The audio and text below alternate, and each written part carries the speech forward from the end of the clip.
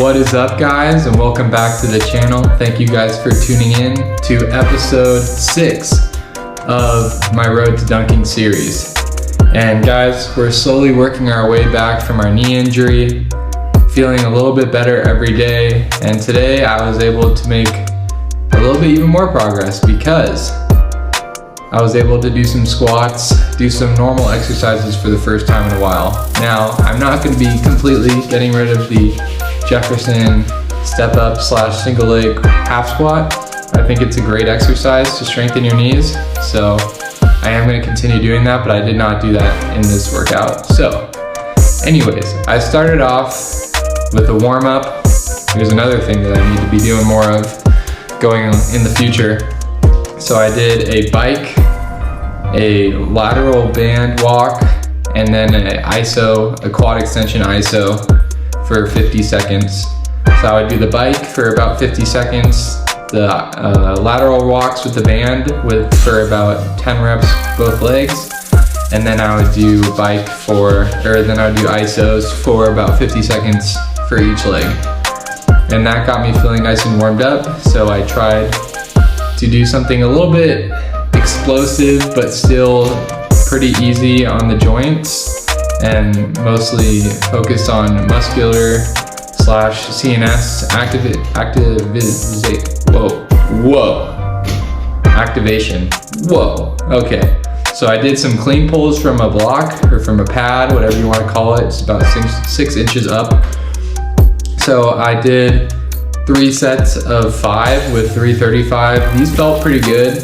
I'm really trying to work on my form for these, get some sort of form down, because right now I feel like I'm deadlifting every time I try to clean or power clean or anything like that. I feel like my legs straighten out way too early, and you kind of have to delay the straightening out of the legs and then really straighten it out when you're popping it against your mid-thigh or your hip for a snatch. So I'm trying to get the hang of that. So I'll probably be doing more of those. I'm gonna hook it up to my Vitruve, velocity-based training device that measures speed. So you guys don't really see it here, but I do set it up for every exercise when I'm not recording, and I do see what speed I'm at just to make sure I'm not going too slow. I don't want to be in that 0.3 to 0.4 meter per second range. Ideally, you want to keep it, for me anyways right now, I want to focus on strength speed, which is going to be around the 0.5 meter per second mark. So that's what I'm shooting for. That's why I'm not going insanely heavy. I'm still trying to hit numbers, and I'm also doing rehab for my knee, so I'm not going to really push anything right now. So after those clean pulls, I did some box squats with the safety bar, and it felt pretty good.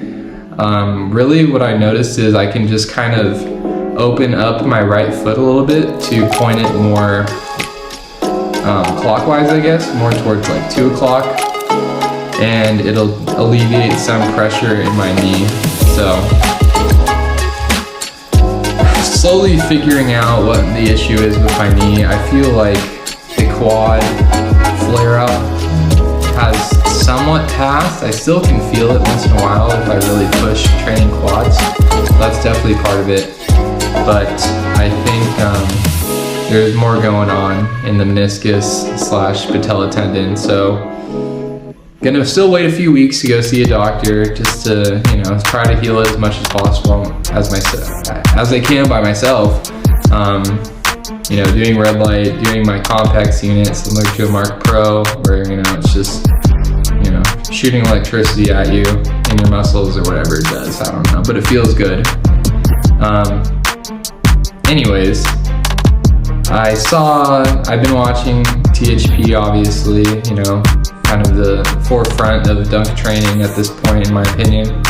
And they do kind of some tempo squats, and I thought my joints saw those, and they just looked incredibly healthy. So I did try some of those, and it felt pretty good. Obviously, I couldn't go too heavy. I was doing like 95 pounds, but I can see in the future that it's gonna be really good, just to get blood flow to that area, and then for strengthening purposes as well.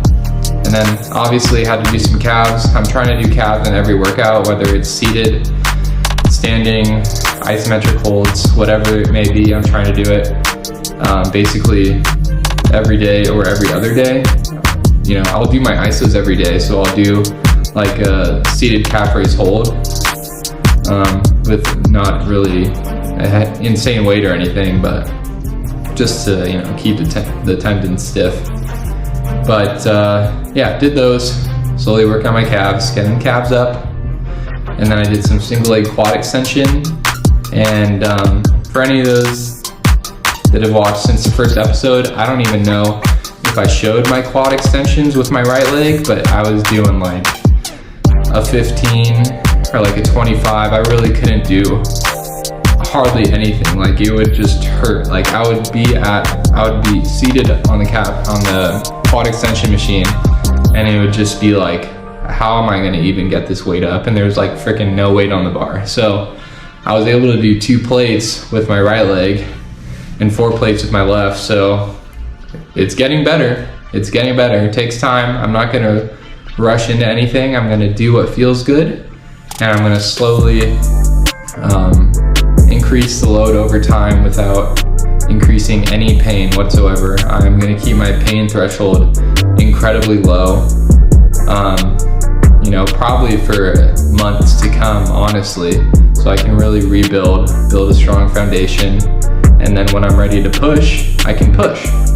So yeah, so after those quad extensions, I did some depth landings. Obviously, I'm stealing some movements or stealing some inspiration from THP Strength. I think they're super innovative on movements. You know, I watched one of their videos the other day, and they're doing belt squats now, just to really focus on the legs and, you know, not having the back as a limiting factor. And that's just like, it's like you see these things and it's like, dude, I want that machine. But still in an apartment, don't have that much money. I mean, I don't even know if I'm allowed to have this basketball hoop in my apartment. There's no rules against it that I've read, but I have to do this at like midnight every night because I don't want anyone to see and tattle on me. So please subscribe, guys. That's what I'm trying to get at. Please like, subscribe, comment, share, all that good stuff. Put your boy in a house so I can just use my creative mind to make even more content. Please. Okay. Anyways, so we did the depth landings, and I used that mostly not as like, oh, this is going to increase my vertical, this is the key exercise, but more of like, okay, I just lifted weights, now I want to feel fresh because I'm going to go jump. So I did that until I basically felt like the stiffness from the workout wore off and I was ready to go jump. So lugged this hoop out here. I stored it in my garage. It's really freaking heavy. When I move, I do not know how I'm gonna move this thing. But we started off at 8 feet. I did, you know, basically just a few minutes straight of going right, left, right approach. And one thing that I've noticed over time is that if I do max jumps, right, left, then max jump, left, right, I feel like in my head that leaves a little bit more room for injury, just because you are, in my head, working different joint angles, different muscles to different extents. And so what I've been focusing on recently is to really just jump with one approach for the whole time you want to do it, finish with that approach, and then jump with the other approach for as long as you want to do it, and then just be done. Then do some isos after or something, or rest and get your recovery in after. I feel like that's been best. But anyways, I worked up to 8 foot, 8'6", and then 8'7", just doing 2-handers. I gotta keep it super quiet because it is, you know, past midnight at the time I'm doing this. But I hope we can increase the height, you know. If it's increasing the height once a month, once a week, that's fine.